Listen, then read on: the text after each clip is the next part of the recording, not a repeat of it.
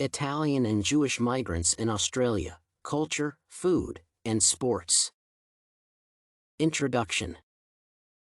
Migration seldom represents an easy decision, and its consequences are always reflected in the migrated people. Having to adapt to a new environment, migrants inevitably face the question of accepting the established norms or keeping particular features unaltered. In this context, forced migration often motivates people to prefer the latter option. Such was the case with Jewish and Italian migration waves to Australia during and after World War II. In particular, Italian and Jewish cultural peculiarities in the areas of food and sport showcase this tendency, as their development played an important role in distinguishing migrants from locals in their new homes. Discussion. The first main point behind the argument is how Jews and Italians used their cooking traditions for business purposes. Notably, the majority of the dishes served in culturally unique restaurants provided an upper hand in terms of competition in the food market. In her autobiography, Judy Wasserman highlights how the kosher food restaurant became a landmark in Melbourne.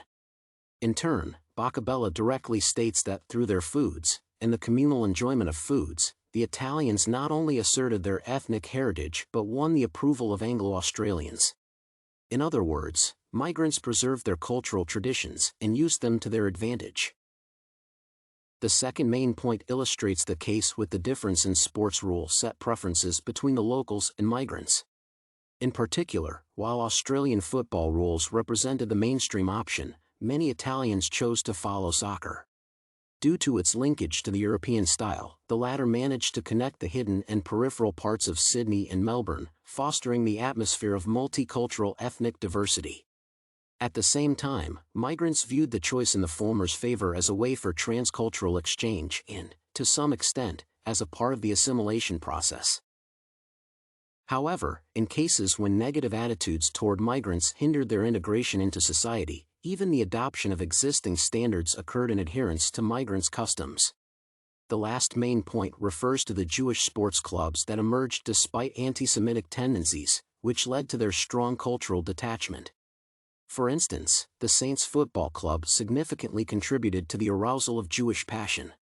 By securing a win on the holiest day of Judaism, Yom Kippur, the Saints established a bridge between the original Jewish communities of Melbourne and newcomers that came to Australia fleeing from World War II.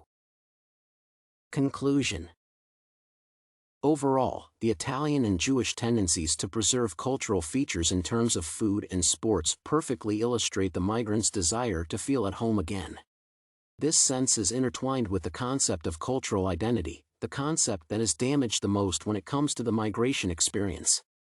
Consequently, cultural preservation after migration can be understood as the means of managing the migration experience, and examples of Italians and Jews in Australia reflect this process.